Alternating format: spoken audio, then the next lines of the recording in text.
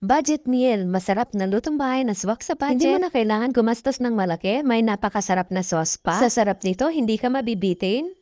Tara, umpisahan na natin dito sa ating 2 tablespoon ng butter. Hintayin na lang natin na matunaw ang ating butter.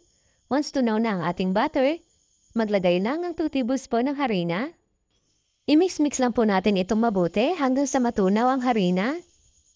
Once ganito na ang consistency, pwede na po natin ilagay ang 1½ cup ng tubig. Dahan-dahan lang po natin itong ilagay. Sunod natin ilagay ang mushroom. Depende na sa inyo kung gaano karami ang gusto niyong ilagay na mushroom. I-mix-mix lang natin ito bago natin ilagay ang half lang ng beef cubes.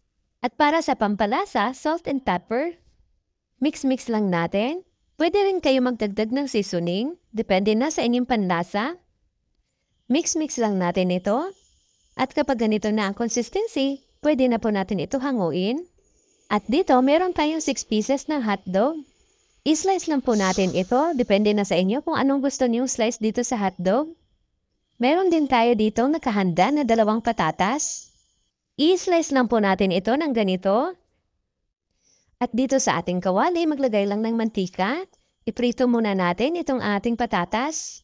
Iprito lang natin ito hanggang sa mag-golden brown ang mga edges ng ating patatas. Ayan, gaya po nito, pwede na po natin ito hanguin.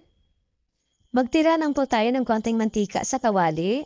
Una natin nilagay ang sibuyas. Sunod natin nilagay ang bawang. Once lumabas na ang aroma ng ating bawang at sibuyas, pwede na natin ilagay ang hotdog. Napakadali lang gawin itong recipe nating ito. Ayan, at pwede na natin ihalo dito yung naprito natin kanina na patatas. At lagyan lang natin ito ng pampalasa, asin at paminta. I-mix-mix lang natin ito, tsaka natin ilagay ang sauce na ginawa natin kanina. At kung umabot kayo sa puntong ito ng ating video, maaari po ba na pusuan niyo at i-share ang ating video? Malaking tulong na po yan para sa akin. Maraming salamat po. Ayan, luto na. Pwede na po natin ito hanguin. Simple lang itong recipe natin pero hindi naman ito tinipid sa lasa.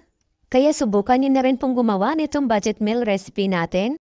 Maraming salamat hanggang sa susunod po.